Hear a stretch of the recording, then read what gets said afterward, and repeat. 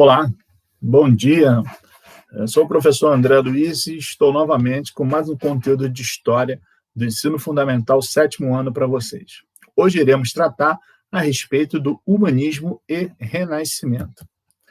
O renascimento cultural foi um movimento de caráter cultural, artístico, científico e filosófico que vai romper com uma forma de pensamento que vinha da época medieval, marcada pela religiosidade, trazendo um pensamento de caráter mais racional, resgatando aspectos da cultura greco-romana como forma de inspiração, principalmente no campo artístico e filosófico, e ele irá transformar a maneira dos homens e mulheres perceberem o mundo na Europa da Idade Moderna.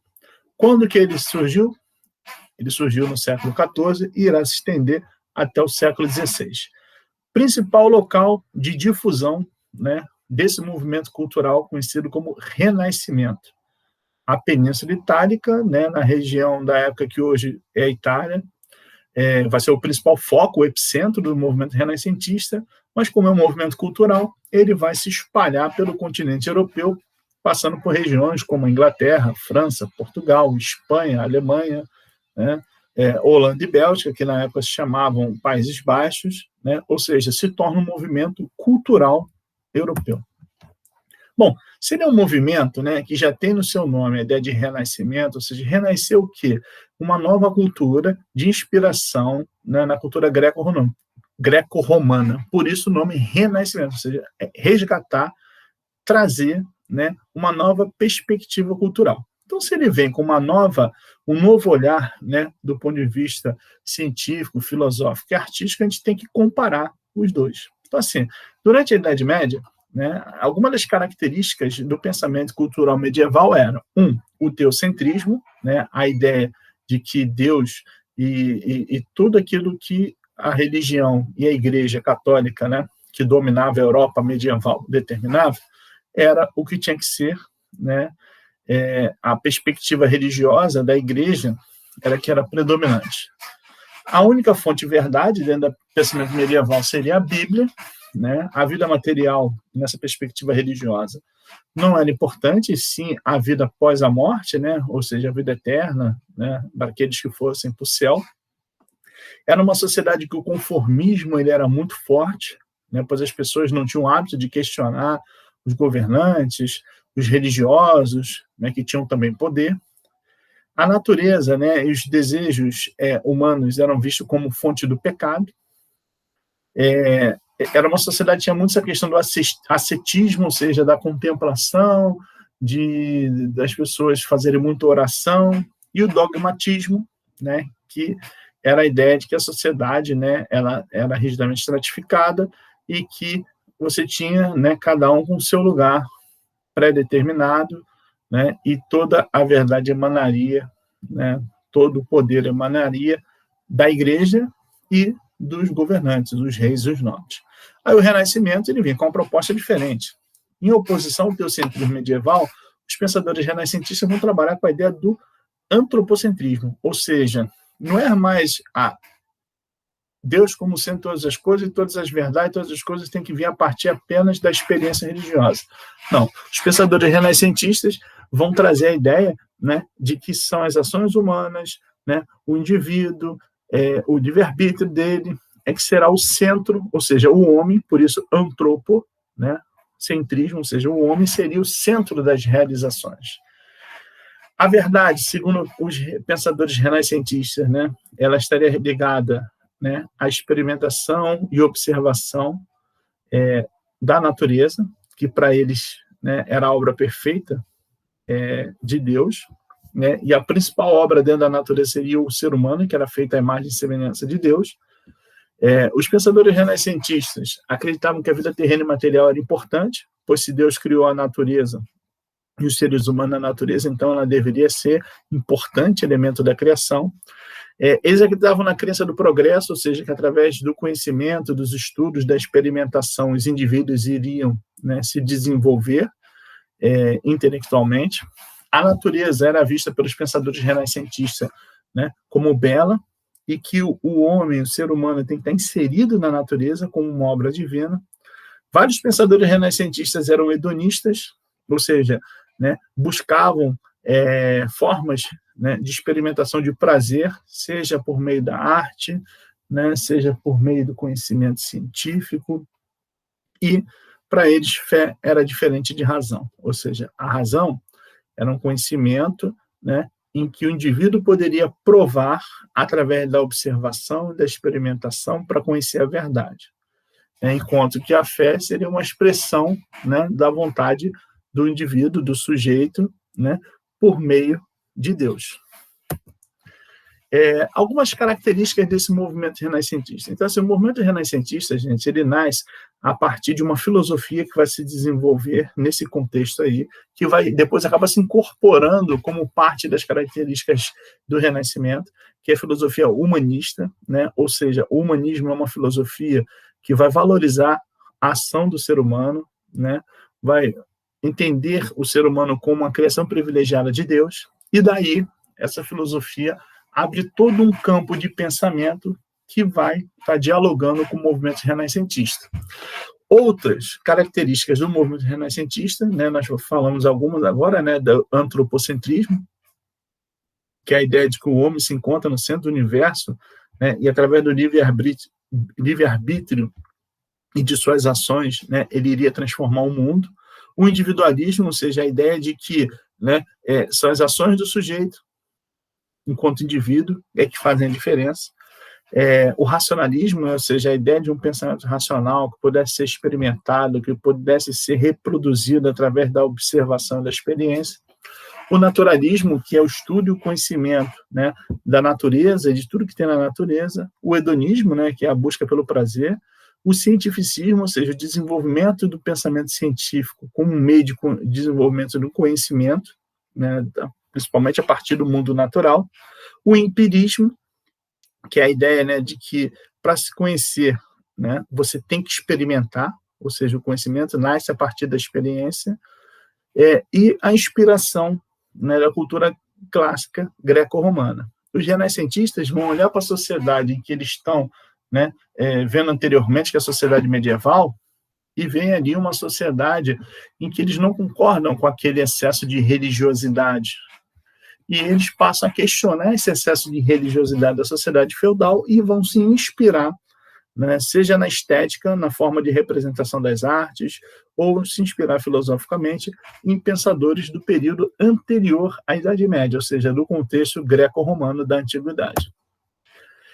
A abrangência do movimento renascentista, né, ela pega desde, né, homens, né, ricos, podem ser da nobreza, do clero ou da burguesia, né, muitos deles, em sua maioria, ligados aos centros urbanos, né, às cidades. O berço, né, e principal polo irradiador do Renascimento será a região da atual Itália, na época chamada Península Itálica, né, porque não existia um país Itália nessa época do Renascimento, eram vários estados, cidades e estados independentes, reinos, né. E nessa região da Península Itálica nós vamos ter um grande desenvolvimento comercial, gerando, né, uma grande quantidade de riqueza, surgimento, né, e crescimento de várias cidades, o surgimento e expansão de uma classe social ligada ao comércio, ao artesanato e ao sistema financeiro, que é a burguesia. Nessa região também, devido a essa expansão comercial e urbana, né, das cidades, vai haver um intercâmbio cultural, né, dos italianos com povos de fora da Península Itálica, como muçulmanos, árabes e os bizantinos. Isso permite uma troca cultural, acesso a livros, bibliotecas. A região da Península Itálica também é uma região em que você vai ter, né, várias ruínas do antigo Império Romano. E nesse contexto, né, de geração de riqueza pelo crescimento das cidades, comércio, na região, você tem o surgimento do mecenato, que são pessoas, né, das elites, podem ser religiosos do alto clero, nobres ou burgueses, que passam a patrocinar, né, comprar, pagar, encomendar, né, estudos científicos, obras de arte desses novos expoentes, né, desses novos artistas intelectuais, filósofos, que vão estar se desenvolvendo na época do Renascimento. Então, o Renascimento, né, vamos falar assim em italiano, ele é dividido em 3 fases. Tem o 300, o 400 e o 500. Né? O 300 se passa no século XIV, então ainda é bem o início do Renascimento, então você ainda tem uma forte presença, né, do teocentrismo nas artes, principalmente desses intelectuais renascentistas, né, mas já há uma mudança, né, de uma arte teocêntrica para um antropocentrismo, ou seja, de uma valorização da ação dos homens. Nós vamos ter, por exemplo, no campo da literatura, né, alguns pensadores se destacam, como Dante Alighieri, que vai escrever o livro A Divina Comédia, que é um livro que trata, né, falando a respeito do destino do homem após a morte, né, aqueles que iriam para o inferno, os que iriam para o céu, os que iriam para o purgatório. Você tem Petrarca, né, também no campo da literatura, que vai fazer vários poemas enaltecendo as ações dos indivíduos, né, e criticando o excesso de religiosidade. Temos Giovanni Boccaccio, que vai escrever o livro Decameron, que ele faz uma crítica aos costumes e à sociedade, né, feudal, criticando principalmente a corrupção dentro do clero. Temos no campo das artes, né, Giotto, que vai fazer várias pinturas, né, com aspecto humano e traços de individualidade, né, tendo como destaque, né, a figura de São Francisco de Assis. Aí nós temos aqui algumas imagens de Giotto, São Francisco de Assis pregando aos pássaros, Lamento do Anticristo morto. Então, reparem que são pinturas que têm uma temática religiosa, né, mas você percebe que a cena ali ela está representando as atitudes humanas dentro de uma perspectiva religiosa, né, teológica. Aí a segunda fase, né, do Renascimento italiano, é chamado 400, acontece no século XV. Né, como destaque, né, nós temos uma das principais centros de difusão do pensamento renascentista, a cidade de Florença, e o mecenato, ou seja, o patrocínio de uma família de nobres, né, ligados à burguesia dessa cidade chamada família Médici. Temos como destaque, né, o desenvolvimento da técnica da pintura a óleo nessa época, né, a pintura se destaca muito. Temos também, né, o desenvolvimento da perspectiva, que é a ideia, né, da profundidade na pintura, em que você consegue representar a tridimensionalidade. Como destaque, nós temos Masaccio, né, que vai desenvolver, por meio de técnicas de geometria, a perspectiva na pintura. Aí tem várias pinturas dele, né, como a expulsão de Adão e Eva do paraíso, o tributo, a distribuição de esmolas de São Pedro. Temos Botticelli, que é um mestre na pintura, né, renascentista, que já usa a perspectiva em suas obras, né, que faz uma pintura com figuras leves, delicadeza, inocência, né, em que ele já, assim como outros, né, autores renascentistas, né, pintam temáticas de caráter religioso e pintam também já temáticas, né, de elementos da cultura greco-romana, como no caso de Botticelli, temos a obra O Nascimento de Vênus, né, e a Alegoria da Primavera, que são elementos da cultura e da mitologia greco-romana que ele vai retratar nessas pinturas. Temos também, né, o outro grande mestre renascentista, né, Leonardo da Vinci, que foi um pouco de tudo. Né? Ele foi pintor, escultor, urbanista, engenheiro, músico, físico, botânico, ele foi engenheiro militar.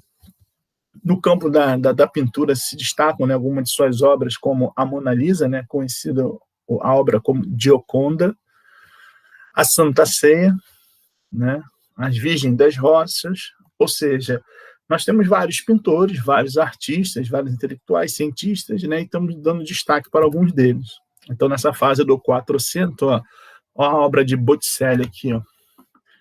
Reparem, né, que são cenas da mitologia greco-romana, mas que ele está utilizando, né, como fonte de inspiração para retratar a sua obra de arte. Olha a questão da perspectiva. Ó. Ao pintar a profundidade, ó, ele diminui o tamanho, por exemplo, da montanha ou do litoral que é representado aqui, para dar noção de distância. Isso é uma técnica de geometria aplicada na pintura que a gente chama de perspectiva. Ó, Leonardo da Vinci, ó. Gioconda, né? Quando a gente fala individualismo aqui, isso é uma representação individualista, uma pintura né, de uma mulher. Isso foi encomendado, né, claro, para aquele artista, o Da Vinci, e ele vai retratar essa pintura, né, essa mulher. Nós temos o Homem Vitruviano, que é uma representação também dessa questão da tridimensionalidade, do movimento, né? Temos a Santa Ceia, que é uma pintura de caráter religioso, mas também a gente vê aqui, ó, a noção de profundidade, aqui das montanhas ao fundo. Então, são, assim, conhecimentos que vão sendo desenvolvidos e retomados por esses homens nessa época do Renascimento. A última fase do Renascimento italiano nós temos conhecido como Cinquecento, né, que é no século XVI. Grande parte do mecenato nessa fase é feito por papas ou bispos do alto clero. O principal centro difusor do Renascimento na Península Italiana é a própria cidade de Roma, a capital do catolicismo na Itália, né? E nós temos, assim, por exemplo, do campo da literatura, né? Nós temos Orlando Furioso com Ariosto, né? Jerusalém Libertada, de Torquato Tasso, que faz uma literatura, né, do ponto de vista da valorização das ações dos indivíduos. Nicolau Maquiavel, que escreve O Príncipe, que é um tratado, né, de como um governante deve agir nessa época, também valorizando o individualismo, as ações do sujeito, né, do governante. Do campo da pintura, nós temos, por exemplo, né, Rafael, que é outro grande mestre do Renascimento, que vai, né, ficar conhecido como o pintor das Madonas, em que ele vai pintar grandes obras como a Madonna Sistina, a Escola de Atenas, a Sagrada Família, e Michelangelo, né, que é um mestre na pintura e na escultura, que irá, né, pintar os afrescos da Capela Sistina, no Vaticano, a sede do governo da Igreja Católica em Roma, e grandes esculturas em mármore, né, de uma perfeição assim extraordinária, como Moisés, Davi e Pietà. Aqui, ó, a arte de Rafael Sanjo, Casamento da Virgem, né, é uma pintura, e a outra, a Escola de Atenas, em que ele imagina o encontro de filósofos gregos na antiguidade, em Atenas, né, e vários desses filósofos discutindo, né, conhecimento filosófico, mas aplicando as técnicas. Ó, reparem que na pintura dele tem a questão da distância, da tridimensionalidade, na valorização e da representação dos indivíduos na pintura. O Michelangelo, aqui é um trecho de uma pintura que ele fez no teto da Capela Sistina, né, e essas esculturas, gente, que são feitas em mármore, né, em que Michelangelo, de uma perfeição assim absurda, ele vai representar cenas, né, bíblicas, ou figuras bíblicas. Né? Nós temos, por exemplo, Moisés, temos Davi, a Pietà, que é a Maria, né, mãe de Jesus, quando ela, né, recolhe aos seus braços o filho, depois que ele é retirado da cruz. Reparem a perfeição, a forma de representação, né? Mas uma coisa importante que vocês têm que reparar é que, apesar, né, de serem cenas bíblicas, a estética, né, o recurso de arte utilizado é de inspiração greco-romana. Então, por exemplo, Davi, né, vocês conhecem da Bíblia, o rei Davi, ele é que é representado quase como um deus grego, Apolo. Né? Moisés é representado como Zeus.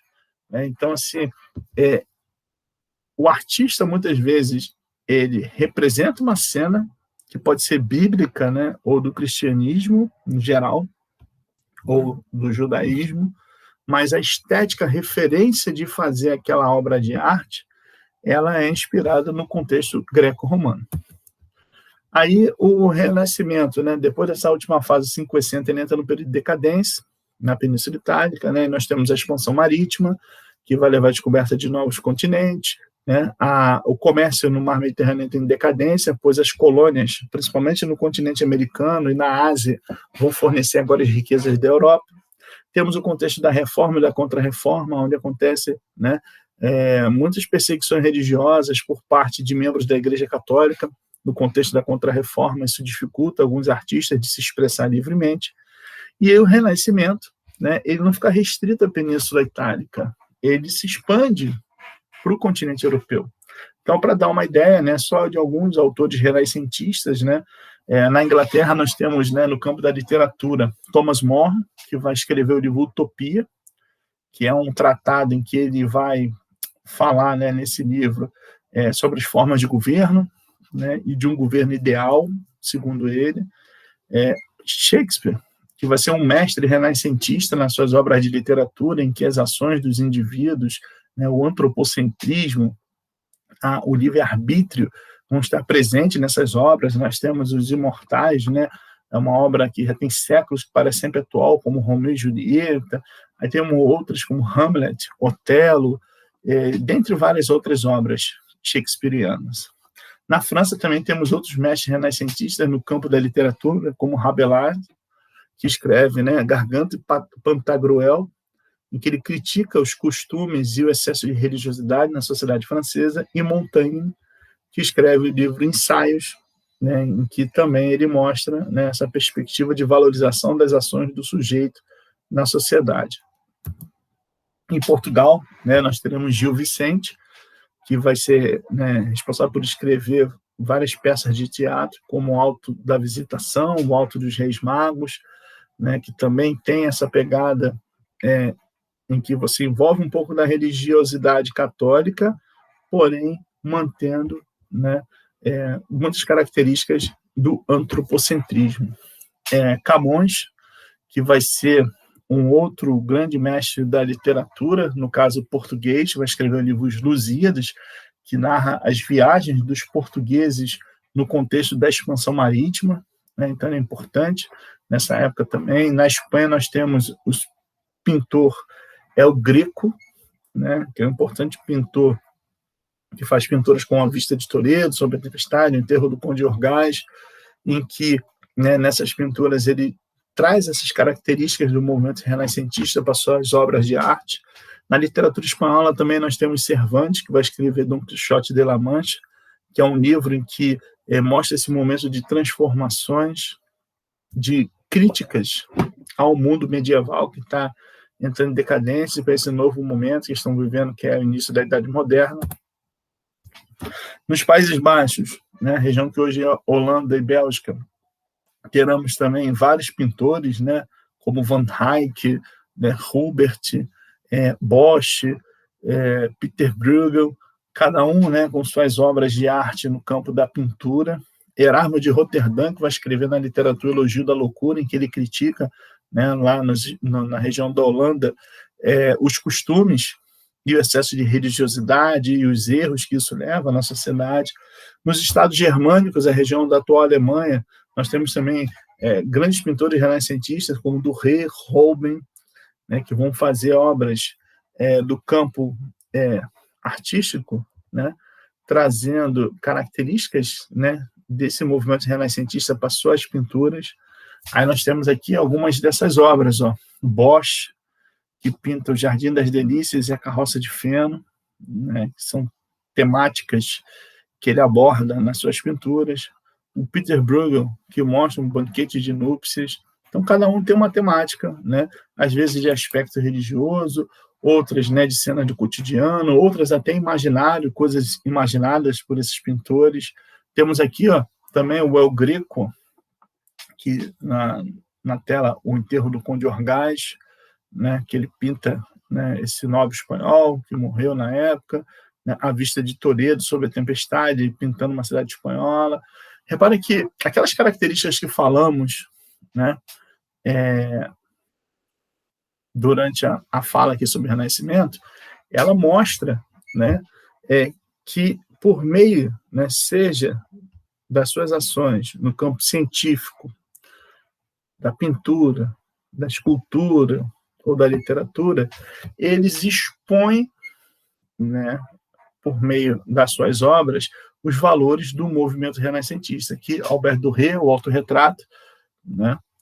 E o Renascimento ele não vai ficar restrito ao campo, né, da pintura, da literatura ou da escultura, não. Ele também tem uma pegada científica. Nós temos, por exemplo, Nicolau Copérnico, que vai desenvolver a teoria heliocêntrica, ou seja, a ideia, né, de que o centro, né, os planetas gravitam em torno do sistema solar, que seria o Sol, indo ao contrário, né, do que se acreditava na época. na época, se acreditavam muito na ideia, né, do geocentrismo, ou seja, que a Terra seria o centro e os outros planetas e o Sol iriam girar em torno dela. E isso, Nicolau Copérnico, Johann Kepler, Galileu Galilei vão, né, através de seus estudos, provar, né, que essa ideia do geocentrismo estava errada, e sim o heliocentrismo. Temos no campo da anatomia, né, André Vesário, que vai ser um grande mestre, né, na anatomia humana, estudando, né, o funcionamento do corpo, dos órgãos, né, do corpo humano. Temos Miguel Servet e William Harvey, que vão, através do estudo do corpo humano, descobrir como funciona a circulação sanguínea, né? Temos Giordano Bruno, que vai afirmar que o universo não era estático, que a Terra não era o centro dele. Por ser um crítico da Igreja, né, ele vai acabar sofrendo perseguição por causa da Inquisição e vindo a morrer na fogueira, queimado como herege, né? Outros, como Galileu Galilei, para não sofrer o mesmo destino de Giordano Bruno, ele teve que renunciar durante um tempo às suas ideias, né, que ele estava certo do heliocentrismo, para não sofrer perseguição por parte da Igreja.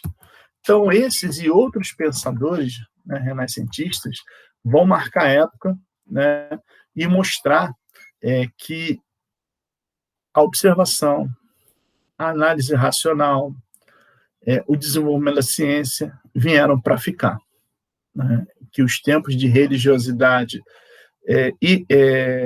excessiva, né, estavam com dias contados naquela época na Europa.